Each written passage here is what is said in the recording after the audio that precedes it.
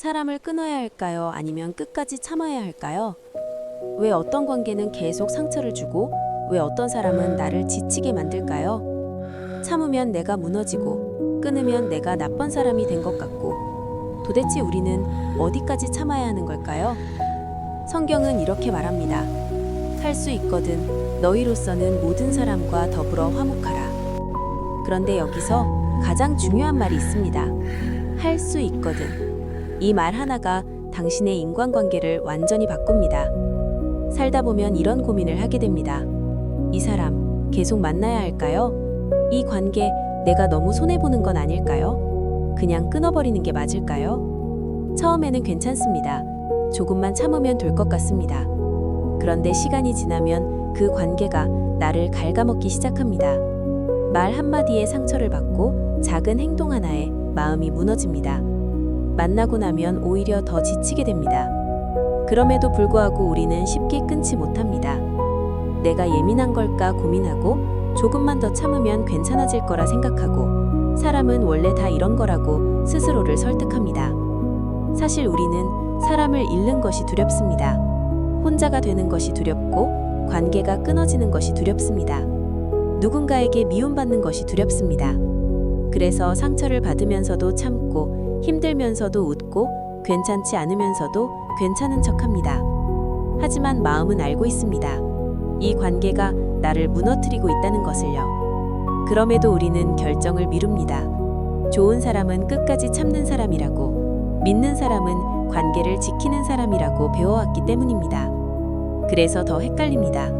참는 것이 맞는지, 끊는 것이 맞는지. 성경은 이렇게 말합니다. 할 수 있거든 너희로서는 모든 사람과 더불어 화목하라. 많은 사람들이 이 말씀을 이렇게 이해합니다. 무조건 참아야 한다고, 모든 사람과 잘 지내야 한다고. 하지만 성경은 그렇게 말하지 않습니다. 가장 중요한 말이 있습니다. 할 수 있거든. 이 말은 단순한 조건이 아닙니다. 기준입니다. 성경은 모든 관계를 지키라고 하지 않습니다. 네가 할 수 있는 범위까지 화목하라고 말합니다. 내가 무너질 정도라면, 내 마음이 계속 깨진다면, 내 삶이 흔들린다면 그 관계는 이미 건강한 관계가 아닙니다. 또 하나 중요한 말이 있습니다. 너희로서는. 이 말은 너의 기준을 말합니다.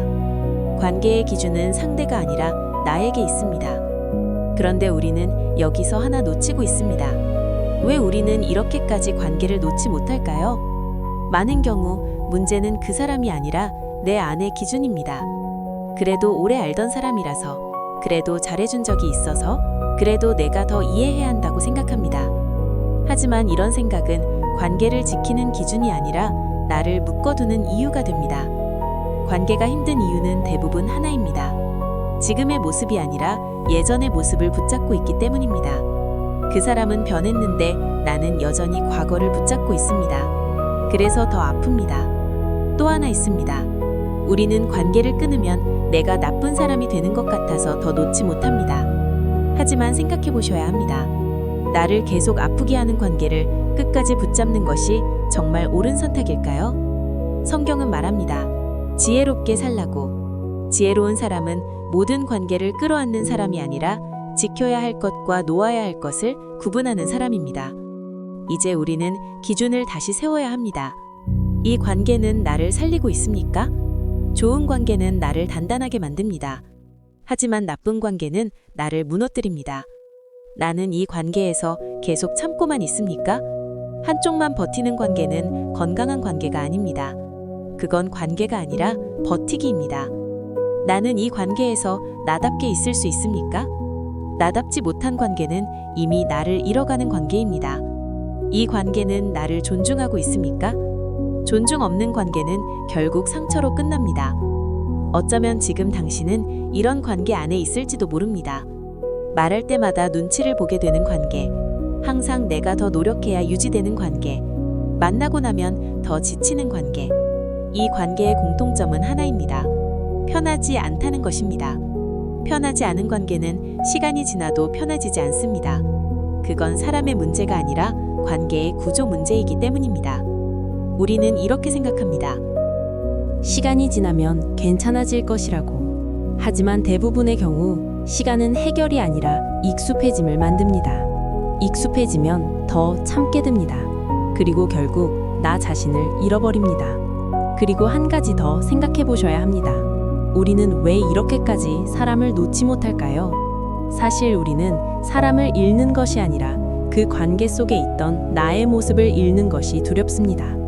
그 사람과 함께 있을 때의 나, 그 관계 속에서 느꼈던 안정감, 그 사람이 있었기에 유지되던 일상, 그것이 사라질까봐 우리는 더 붙잡습니다. 하지만 기억하셔야 합니다. 그 관계가 사라진다고 해서 당신의 가치가 사라지는 것은 아닙니다. 그 사람이 떠난다고 해서 당신의 삶이 무너지는 것도 아닙니다. 오히려 잘못된 관계가 정리될 때 비로소 내 삶이 회복되는 경우가 많습니다. 또 우리는 관계를 끊으면 끝이라고 생각합니다. 그래서 더 두렵습니다. 하지만 관계는 끊는 것이 아니라 정리하는 것입니다. 정리한다는 것은 미워한다는 뜻이 아닙니다. 포기한다는 뜻도 아닙니다. 내가 감당할 수 없는 거리까지 가까워지지 않겠다는 선택입니다. 내 마음이 무너지지 않도록 선을 긋는 것입니다. 그래서 어떤 관계는 완전히 끊지 않아도 됩니다. 단지 가까이 두지 않으면 됩니다. 이건 도망이 아닙니다. 이건 포기도 아닙니다. 이건 자신을 지키는 선택입니다. 그리고 이 선택은 이기적인 것이 아닙니다.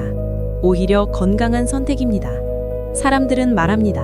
조금만 더 참으라고, 조금만 더 이해하라고. 하지만 그 조금만 더가 당신을 얼마나 오래 붙잡아 왔는지 생각해 보셔야 합니다. 이미 충분히 참으셨다면, 이미 충분히 노력하셨다면 이제는 방향을 바꿔야 할 때일지도 모릅니다.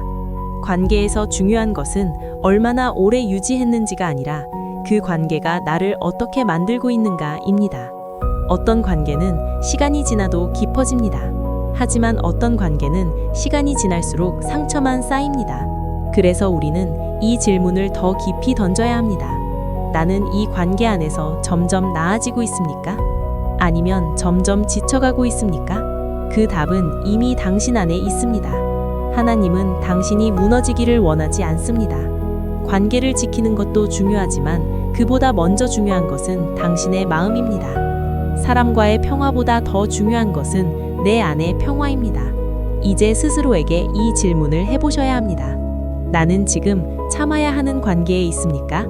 아니면 벗어나야 하는 관계에 있습니까? 모든 관계를 끊을 필요는 없습니다. 하지만 거리 조절은 필요합니다.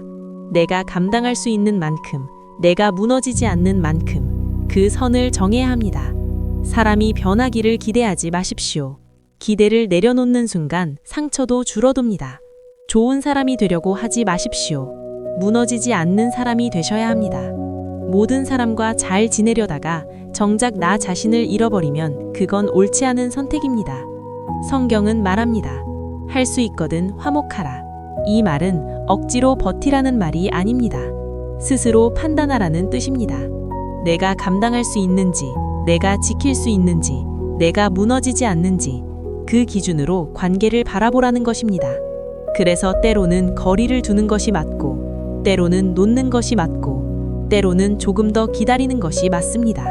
중요한 것은 정답이 하나가 아니라는 것입니다. 중요한 것은 당신이 무너지지 않는 선택입니다. 그래서 다시 묻겠습니다. 지금 당신이 붙잡고 있는 그 관계는 정말 지켜야 할 관계입니까? 아니면 놓아야 할 관계입니까? 이 질문을 피하지 마십시오. 이 질문이 당신의 삶을 바꿉니다.